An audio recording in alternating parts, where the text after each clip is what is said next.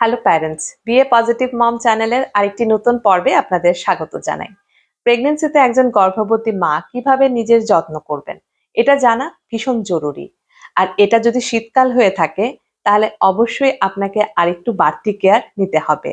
আজকের ভিডিওতে কথা বলবো গর্ভাবস্থার দ্বিতীয় ত্রৈমাসিকে একজন গর্ভবতী মা কিভাবে শীতকালে নিজের যত্ন নেবেন। শীতকালে এমনিতেও আমাদের একটু বাড়তি কেয়ার নিতে হয়। এই সময় যাদের ঠান্ডা লাগার ধাত আছে তাদের একটু ঠান্ডা বেশি লেগে যায়, জল ঘাটা যায় না, স্নান ঠিকভাবে না করলে বা স্নান করতে গিয়েও অনেক সময় ঠান্ডা লেগে যায় বাচ্চাদের, বয়স্কদের। আমাদের নিজেদেরও এই সময় একটু বাড়তি প্রিকশন কেয়ার নিতে হয়। যেহেতু আমাদের দেশ গ্রীষ্মপ্রধান দেশ, আমাদের বাড়ি ঘরের ব্যবস্থা কিন্তু শীতকালের কথা মাথায় রেখে তৈরি করা হয় না। তো গর্ভবতী মায়েদের জন্য কিন্তু শীতকালের এই ফেজটা ভীষণ চ্যালেঞ্জিং থাকে।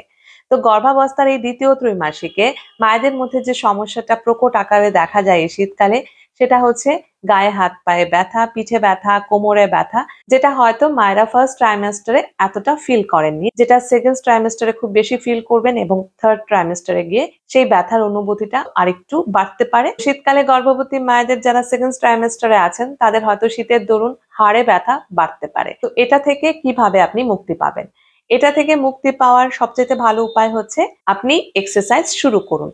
কারণ সেকেন্ড ট্রাইমেস্টার থেকেই মায়েরা এক্সারসাইজ করতে পারবেন এবং হট ওয়াটার বাথ নিতে পারেন বা হট ব্যাগের শ্যাক দিতে পারেন যেখানে ব্যথা হচ্ছে, তাহলে কিন্তু অনেক রিলিফ পাবেন। রাতে যখন বিছনায় যাবেন তখন দেখবেন পিঠে ব্যথা করছে, হাঁটুতে ব্যথা করছে, হাতে ব্যথা করছে। তো সেই সময় হট ওয়াটার ব্যাগ সঙ্গে রাখুন এবং এটা দিয়ে শ্যাক দিন, দেখবেন আরাম পাচ্ছেন। এছাড়া শীতকালে গর্ভবতী মায়েদের আরেকটা যে সমস্যা খুব বেশি হয়, রাতে ঘুম আসে না, একটু পরে পরে ঘুম ভেঙে যায়।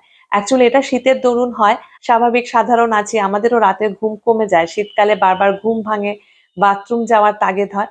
গর্ভবতী মায়েদের ক্ষেত্রেও এটা ভীষণ স্বাভাবিক। আমি এক্ষেত্রে আপনাদেরকে বলবো রাতে পায়ে মোজা পরে ঘুমাবেন, দেখবেন আপনার ঘুম ভালো হচ্ছে। এবং রাতে জলটা কম পান করবেন, তাহলে ঘন ঘন বাথরুম যাওয়ার তাগিদটা আসবে না। আর যদি আপনার বাথরুম যাওয়ার তাগিদ আসে তাহলে কিন্তু আটকে রাখবেন না। আরেকটা কথা বলবো, এই সময় মায়েদেরকে শরীর উষ্ণ রাখা ভীষণ জরুরি। শরীর উষ্ণ না থাকলে আপনার মধ্যে দুর্বলতা অনেক বেশি কাজ করবে। তাই যতদূর সম্ভব গরম জল পান করবেন। সকালে, বিকেলে বা রাতের দিকে গরম দুধ অবশ্যই ডায়েটে রাখবেন। গরম দুধের মধ্যে হলুদ অথবা কেশর দিয়েও পান করতে পারেন। হলুদ দুধের উপকারিতা বা কেশের দুধ কেন পান করবেন এটা নিয়ে আমার চ্যানেলে ভিডিও আছে, অবশ্যই সেই ভিডিওটি চেক করে নেবেন। আমি এর লিংক ডেসক্রিপশন বক্সে বা এই ভিডিওতে লাগিয়ে দেব। দেখুন, শীতকালে খুব ভালো শাকসবজি এবং ফল পাওয়া যায়। এই সমস্ত কিছুর লাভ আপনি এই সময় নিতে পারেন।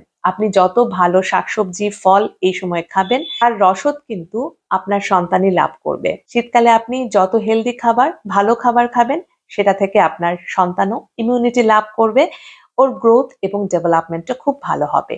শীতকালে হয়তো বারবার খিদে পেতে পারে, এই সময় শরীরকে উষ্ণ রাখার জন্য দেহের খাদ্যের প্রয়োজন হয়। তাই সারাদিন অল্প অল্প করে খাবেন। একসঙ্গে অনেক বেশি যদি খেয়ে নেন তাহলে বমি হতে পারে বা অস্বস্তি হতে পারে। তাই শীতকালে খাবারের চাহিদা পূরণ করার জন্য অল্প অল্প করে খাবেন এবং অবশ্যই হেলদি খাবার খাবেন। শীতকালে ভাজা বড়া খেতে ভালো লাগে, ক্যাফিন জাতীয় পানীয় খেতে ভীষণ ভালো লাগে। আমি গর্ভবতী মায়েদেরকে বলবো আপনারা ভাজা বড়া খান, কিন্তু রেগুলার না, মাঝে মধ্যে। ক্যাফিন জাতীয় পানীয় খেতে পারেন, তবে সপ্তাহে একবার কি দুবার। আদারওয়াইজ লাল চা, আদা চা, পুদিনা পাতা দিয়ে চা, তুলসী চা, এগুলো আপনার ডায়েট চার্টে রাখতে পারেন। এগুলো আপনি দিনে একবার, দুবার, এমনকি তিনবারও খেতে পারেন, যা শরীরকে উষ্ণ রাখতে সাহায্য করবে। আপনার যদি সর্দি কাশির ধাত থাকে তাহলে গরম জলের ভাপ নিতে পারেন। এই জন্য একটা স্টিমার মেশিন সঙ্গে রাখতে পারেন। যখন দেখছেন আপনার একটু হাঁচি হচ্ছে বা গলা ব্যথা, কাশি হচ্ছে, তখন সেই যন্ত্রের সাহায্যে একটু ভাপ নিতে পারেন। শীতকালে এই দ্বিতীয় ত্রৈমাসিকে মায়েদের যত্নের ক্ষেত্রে আরেকটি খুব গুরুত্বপূর্ণ বিষয় নিয়ে আমি আলোচনা করব, সেটা হচ্ছে ত্বকের যত্ন। এই সময় থেকেই কিন্তু স্ট্রেচ মার্ক পড়ার চান্সেসটা বেড়ে যায়। যেহেতু এটা শীতকাল, এমনিতেও ওয়েদার শুষ্ক, আর আপনার দেহের মধ্যে আমূল পরিবর্তন হচ্ছে এবং এই পরিবর্তনের পেছনে অনেকটাই দায়ী যেহেতু হরমোন, তাই আপনার ত্বকের প্রতিও কিন্তু ভীষণ যত্নশীল হতে হবে। খেয়াল রাখতে হবে ত্বক যেন আর্দ্র থাকে। শীতের শীতলতা আপনার ত্বককে যেন শুষ্ক না করে, সেদিকে খেয়াল রাখবেন। ত্বককে প্রপার হাইড্রেট রাখবেন, ময়শ্চারাইজার ব্যবহার করবেন, তেল ম্যাসাজ করবেন এবং অবশ্যই পর্যাপ্ত পরিমাণে জল পান করবেন। শীতকালে যেহেতু স্ট্রেচ মার্ক পড়ার চান্সেসটা বেড়ে যায়, তাই সবসময় ট্রাই করবেন যে জায়গাতে স্ট্রেচ মার্ক পড়ার চান্সেসটা রয়েছে সেই স্থানগুলোতে যেন ময়শ্চারাইজার ভালোভাবে লাগানো হয়, তেল ভালোভাবে লাগানো হয়। আপনি কোনো রকম ভাবে নখ দিয়ে চুলকাবেন না, তাহলে কিন্তু দাগ পড়ে যাবে।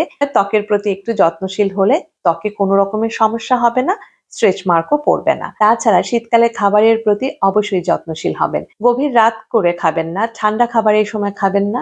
ট্রাই করবেন 7টা থেকে 8টার মধ্যে ডিনার শেষ করে নিতে এবং খাবার যেন গরম থাকে। আশা করি যারা প্রেগন্যান্সির এই দ্বিতীয় ট্রাইমাস্টারে আছেন তাদের শীতকালের জার্নি ভালো কাটবে। আর হ্যাঁ, আজকের টপিকটি রিলেটেড যদি কোনো প্রশ্ন থাকে আর আমি যদি কোনো টপিক ইগনোর করে গেলাম, তাহলে অবশ্যই কমেন্ট সেকশনে জানাবেন।